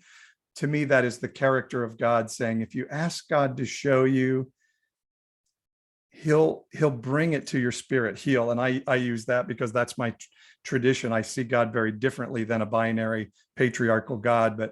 And ultimately in the parable of the minas, we see a story that says God is not a harsh God saying, if you get it wrong, I'm going to punish you. That was the view of the third character in the minas. So he was afraid of the master, so he hid his talents or his mina. But the ones that said, no, God wants me to risk and risk big. The master is a master that rewards risking with people. And the ones that risked got a return on their work, and they were given cities to be in charge of. They were given authorities over cities. So I think what that says is the character of God is, I want you guys to risk. I want you to live in that uncomfortable gray area. I want you to seek out a truth beyond what you've known. And if you get it wrong, that's part of the process. Figure it out. Clean it up with each other and go forward and advance the kingdom of heaven, and quit worrying about the straining the gnat and swallowing a camel, a jot and tittle. That shit, let me say, doesn't matter in the scheme of things. Jesus said, love God, love your neighbor as yourself. Live it out in relationship together, and we will get it wrong. I promise you we will. But I don't think that matters nearly as much as risking for people with God. I think that's the whole of the message of Jesus, and the master will reward that risk, even if we fail. And if we don't risk that love that's been given to us with others, he'll come and say, depart from me, you wicked servant. You've held it all in here instead of giving it out. Anyway, that'll be my sermon to finish us up today. I'll stay here and hang out for more discussion if you guys want to. Our time is up and you can go. But thank you for being a part of this discussion, and just love to hear any more thoughts you guys have as we hang out. And if you need to go, we'll say goodnight. Paul, I was thinking, Let me hang on one second. Does anybody need to go so I can say goodbye to you before you go? I do. All right, I do. Dave. Thanks. It's been great. I enjoyed it very much. Thanks, Dave. Good to see you. Okay. Bye, Thank you. Dave. Bye, Dave. Okay, Margie, go ahead. What I was thinking is, when you come out of a closed system, is it more of not what do I believe now, but who am I now? Mm, What is my identity now? And then the beliefs, what you believe will be added, because in that closed system, you were not allowed to have your own identity. You had to go with the crowd. Now that I'm out here, who am I? And then, that I feel that was a transition for me. Then now I can kind of adjust, okay, what do I believe? But have that wobbly moment and find out who I am. And one other Man. thing, my family. That is, Go sorry, ahead. Margie, I just wanted to say that is so spot on. So spot on. That our identity of who am I now that I'm not in that community is everything. And once we figure out who we are, what we believe flows out of that. I just love how you said that. That's brilliant. Thank you. But the other thing I thought of, we are so ingrained with the Norman Rockwell, the TV advertisement of what family is. Here you are at Thanksgiving, holding hands, praying, the mom, the dad, the two kids all dressed up in the fancy table. My family has such a sense of humor. We don't argue and fight, but after holidays, we always go, how do you rate us according to Norman Rockwell? And we usually come in low because, this person is a lesbian, this one's gay, this one believes this one. And we kind of laugh at it, but how ingrained are we? Yeah. What we You know have what's been taught, and then boy, that gets uncomfortable. on my journey of realizing the racism in me, one of the big moments was a friend of mine challenging me on the idea of traditional family, that traditional biblical family thing. And she was a Latina woman, Latinx, and she said, you guys have family so wrong, so wrong. She said, our families are intergenerational. Our kids run from house to house, and any parent can take care of any kid in the neighborhood. We live in a way that white Americans never get to experience. And you call your family biblical? And so it hit me. And then I came along with her and said, you're right. That wasn't Jesus' family. Mom, dad, two kids in a white picket fence. Jesus would have lived communally, multi-generationally. In my Father's house are many rooms. I'll go get my bride after I prepare a room in my Father's house. And it just hit me. And I think James Dobson, Focus on the Family, has done so much tragic damage through that idea of traditional family, and our idea of being married is better than not being married. Having kids is better than not having kids. We have destroyed people through these beliefs. And that really rocked my world when I came to that realization. I like what you said earlier about loving people, and you don't think God's going to say, I didn't like the way you loved those people. The very nature and character of God is love. And so what if we love someone who's homosexual or transgender, and we love them, we accept them, what if we believe, okay, you're fine, I accept you, be you, I celebrate you, and we get to some point in some future existence where we meet God and he says homosexuality was wrong. Why should a Christian care?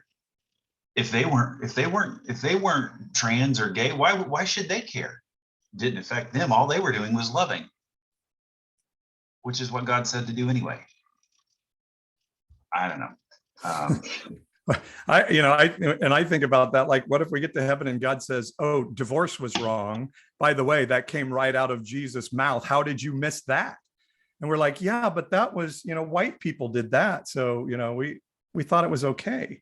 And tithers did that." I mean, it's so crazy. And one of the things, guys, that's so is moving my heart in this season is I'm running into a bad term probably, but getting to interact with so many Gen X men who are now starting to say, I've always had something inside that I knew was a fluidity of gender and sexuality, but I was never allowed to even consider for a second that was created in me, or God's image that God had put in me.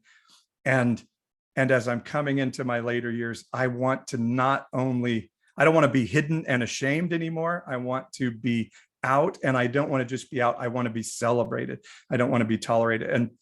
And so I'm 100% convinced in the next 25 years, we're going to see so many Gen X men come out and say, I am proudly gender and sexuality fluid and non-binary, whatever term you want to put in it. And I think it's going to be a really beautiful thing. And I'm so happy my children and their generations already have that freedom to explore and say, and you don't even have to declare like I'm gay, not gay anymore, I'm this or that. You get to feel your way through it like we all should do in life. So I just think that's going to be a big change we're going to see in this next generation for sure.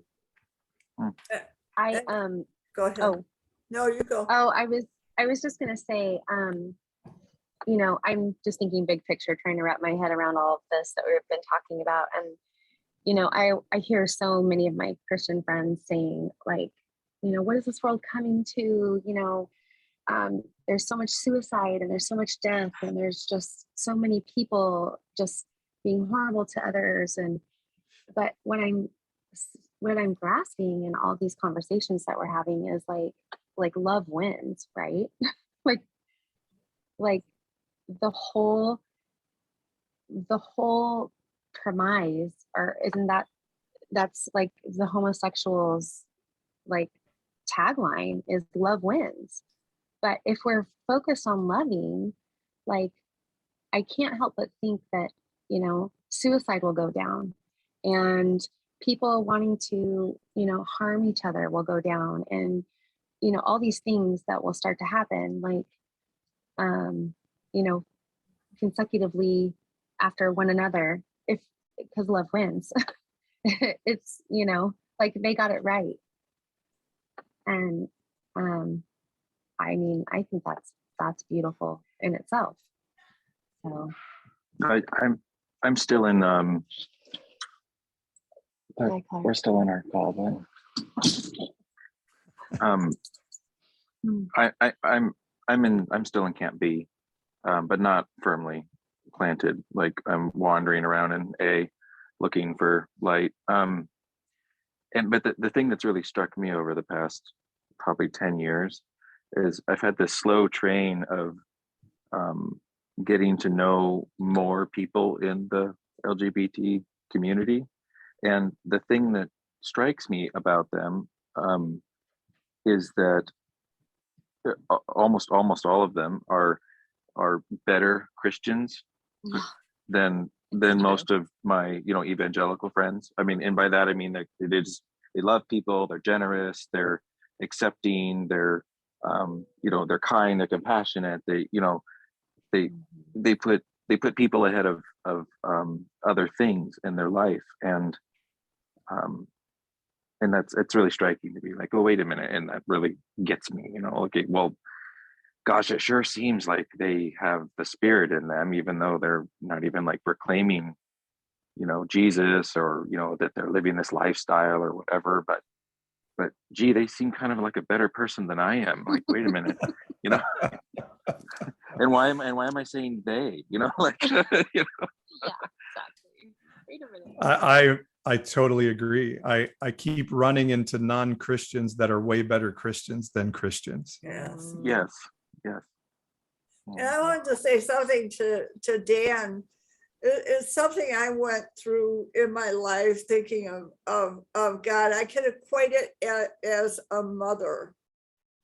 When I saw my little one walking home from school, running down, arms open, mommy, mommy, mommy, mommy, do I stop when they get in front of me and say, now, what did you believe about school today? Did you get your work done?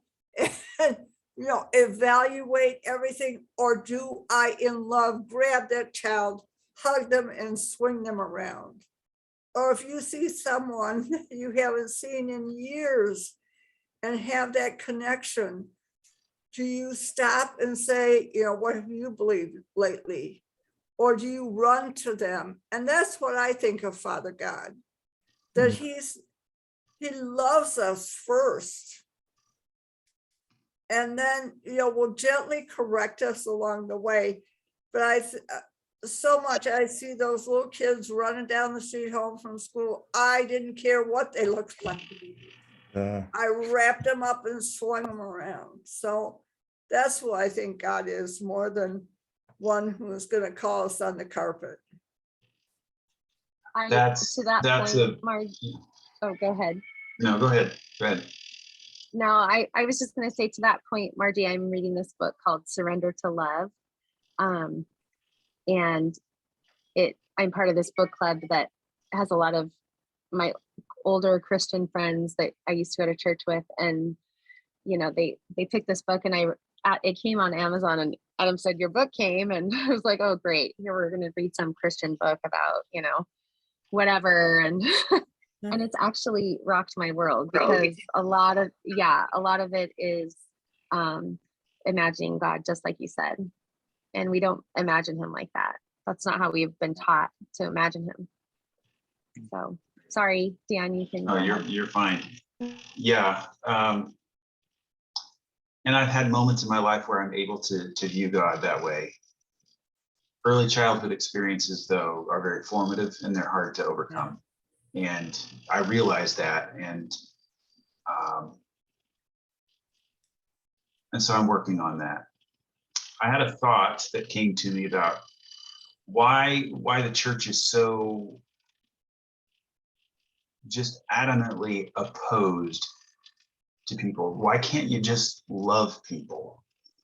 And I wonder, let me step out on the little heretical diving board here and jump in. It seems to me like the Bible sets that up. The Bible itself, when Jesus talks about the sheep and the goats, and the wheat and the chaff, and the people raptured and the people left, it sets up a dichotomy of us versus them, good versus bad. And it seems like it's sort of become a deeply held thing in the church that we have this animosity toward the other. Anybody that doesn't fit our brand or our category is the other, and they are wicked and they're bad, and so we don't have to love them. I saw a post one time. This guy was asking around Christmas time, just on Facebook, and he wasn't asking for information. He was asking to stir something up, and he said, "What do we think about the gays on the Hallmark movies?" He was just looking for people to affirm what he already believed. And there were comments, all sorts of comments like that. And one lady just put, "Disgusting." Then don't watch it. Just so ugly. Just so ugly. Now, how would she feel if someone said that about her own children? Your kids are disgusting. Look at them, those heterosexual, oh, they're so gross, But I think it's almost like the Bible sets it up. What is it with that? Well, and my thesis on that always is we always see ourselves as the sheep in that story and never the goats. We never view ourselves as Jonah in Jonah chapter 4, but almost always. And I I probably need to do some more research on this, but I think I'm right in saying this. Almost universally, when Jesus is talking about people that don't inherit the kingdom, he's talking about religious people. He's not talking about tax collectors, prostitutes. He's talking about religious people. When he says they hated me, they'll hate you, he was talking about religious people, not sinners, not the world, not those Romans out there. He was talking about the religious people of his own. And so to Margie's question about the church, you know, what I do, and I get it a lot from people like, hey, you're broad brushing there, or that's not my church, or that's not me. And my response to that always is, we're all responsible to it. Jesus said, you, Jerusalem, who killed the prophets. Now, I'm pretty sure of all the 3 million Jews in Jerusalem that day, they hadn't all killed a prophet, but there was a spirit of the city that said, we hate the prophetic message of God in this season. And everybody was responsible to it because it had influence over everybody. And so I believe any Christian church that today is not actively standing up and repudiating what we're seeing happening in American Christianity is responsible to it. And I know we're curtailed by unity and all that stuff. And I'm like, and I've been there too. And I've tried to be gentle. And now I am like, excuse my language, but fuck that. I'm so sick of it. So if I broad brush a church because I'm calling out this stuff, I'm completely unapologetic for doing it now. And any church is welcome to say, well, that's not us. But I'm asking every church first be introspective. And I'm sorry to keep going on, but this thing with John MacArthur and Grace Community Church excommunicating the woman because she turned in her abusive husband to the police.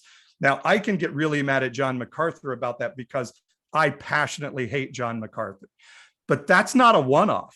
John MacArthur's not the only evangelical pastor that has done this. This is a common thing. We side with the man first until the woman can prove something different. We often send the woman back to her husband because he's the leader of the household, and he apologized to. So this isn't John MacArthur is bad. This is our whole idea of complementarianism. Even if we're not a complementarian church, it still infects us with this idea that women are second-class citizens, emotional and not to be trusted. I even hate, again, I go back to Esther. I probably beat up Esther more than I should. There were some early church people that didn't think Esther should be in the Bible, by the way. But people used to tell my wife, you're an Esther. And when she was running for office, I'm like, no, you're not. You're not an Esther. You're a David. You're a king and a priest. Esther was a good-looking woman, and she did great things. I'm not belittling her, but again, it's this idea of it's for women, it's their beauty and their sexuality that gives them place as useful to men, that I think puts us in this position of treating women horribly in these situations. And all of that, the whole entire American church ought to be standing up and saying, that's wrong. Here's our policy of how we're going to handle this from now on. And something's got to change. So, yeah. I saw a documentary with Hi, Adam and Joy. with Mr. Rogers' wife on it, and she's since gone. And on his deathbed, Mr. Rogers asked her if she thought he would be a sheep or a goat. So don't be hard on yourself. You know, when you go through that guilt and sometimes condemnation, especially I was, beat on psychologically for many years of my life, and thought I must be a goat because I had that done to me. But to think someone who was so kind struggled with that in the last hours of his life. Am I a sheep or am I a goat? Oh, what terrible theology. What do you guys think about, let me ask you this real quick, Natalie, that you were talking about those examples. I saw this in a book called Transforming that was written by a transgender man who's now a pastor of a church. That idea of Joseph wearing women's clothing and of Jacob being the kitchen kid, rather than, I just found that whole concept fascinating, that all through the Bible, we see this thread of God picking the gentle, the poet David, the harpist David. And yeah, he killed Goliath and he killed sheep, but he was this Renaissance guy, that God picks these gentle characters over these hunter, hairy, wild at heart men. I find that whole concept very, very fascinating. But then, I always think, to be a man, must you guys all be John Wayne? Can you be a quote unquote straight man and be gentle, artistic, and a softer personality? Can you still be that and be a man, or must you all be these tough guys that we women want to pour a beer over your head? Certainly what we were told. Yeah. Bye, Dan. All right. Good night, Dan. Okay. On the note of like this men and women talk that we're having, just everything that y'all have been saying, there's definitely this weird fixation on within the evangelical church of like what a man is and what a woman is. And to the point where my cousin, who thought that I was like straying, gave me this book. I don't know if y'all have ever heard of it, but it's talking about like unveiling the mystery of a woman's soul, and it really like just harps in on like what makes women unique and what makes man unique. And that, I feel like that is the distinction that like these churches are just trying to really harp in on. We can go for hours on why we think that is, like control and whatnot. Yeah, I the thing is, I read like the first 2 chapters and I just had to drop it because it was just making me really angry. But yeah, and I heard that too. But I don't know, like I'm gonna be kind of going on a tangent, but like I believe that God doesn't have a gender. And we are all made in the image of God, so we have like characteristics of his that women have characteristics of his, and so do men. So what does that make God? So I just feel like there's such a weird fixation on like what makes men and women different. And I'm losing where I was trying to go with this, but oh yeah, and then like the harping in on, I definitely see the church kind of leaning towards the side of like promoting toxic masculinity, which I love that you brought up, Paul, the examples of like Jacob, Esau, Abel, and Cain, and how God kind of favored the ones who maybe are more feminine than the ideal of a masculine man. But I also did want to add in on what people were talking about.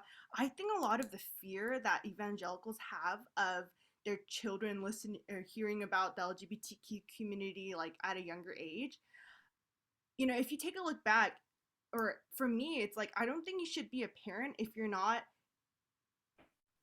okay with them being not like you, right? So whether that's part of the LGBTQ community, if you're not, because what I see a lot of parents and people who want to be parents is that they want like mini me's or like someone that will just kind of take their likeness. And I learn a lot of things on TikTok, and a lot of people on TikTok were bringing up the point that like if you're not okay with the idea of your child being like an autonomous being and like making their own decisions and being different from you, which is I think part of the reason why people were having a lot of issues with the new Pixar movie Turning Red, which it's just kind of like about an adolescent girl kind of defying her parents, but just to be able to stay true to herself. Like I just completely agree that how I see the issue is that parents are just afraid of their kids not being like them. And what we can see then is that a lot of these evangelical conservative parents are forcing their ideologies and things on them, just as they are fearing that the LGBTQ community will do on to their kids. So I don't know, just Hmm. wanted to put that out there. And no, that's really good, Natalie. And I think the theology of hell feeds that. Like, I don't want my kids to go to hell. So I have to treat them this way. I have to tell them they're not okay. Yeah, I know a lot of parents that do that, that want their kids to be an extension of them, are not solid in their own identity. Yeah. When you know yourself, you can give even your child permission to be who they are. But if you don't know yourself, then you want to control the people around you and make them all like you just to build up yourself. And that's really sad because it makes kids crazy. And I think men and women are on a spectrum, and we want to get everybody right in the middle. I love to sit down and watch the Bears game and keep track of the stats. You know, where, oh, years ago, you want to sit with the men and watch the Bears. Yeah, don't bother me, you know, because I love football. You know, I'm a big football fan. And how can I still be a quote unquote straight woman and love the Bears game and not fall into that? Because there's spectrums of people, and there's spectrums for men too. And saying because you don't fall into the neutral spectrum, then you must be gay or lesbian and get out. Yeah. But then there are actual people, my brother and sister. My sister was one of the first women to get married as a lesbian. And my brother was honored by the LGBTQ groups in Chicago for all the work he did in advocacy. So there's that too. But then, you know, we're all on a spectrum. We're all not, you know, little tin soldiers. Well, and God says, let us make them in our image, male and female. He made them. Wisdom is female. Holy Spirit is mostly female nouns.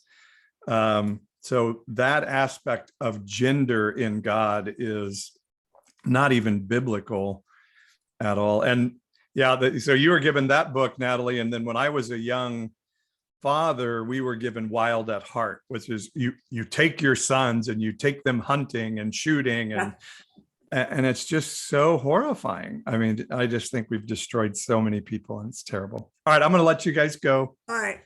Bye. Fun to hang out with you tonight. Thank you. Much love. See you, Kristen. Bye-bye.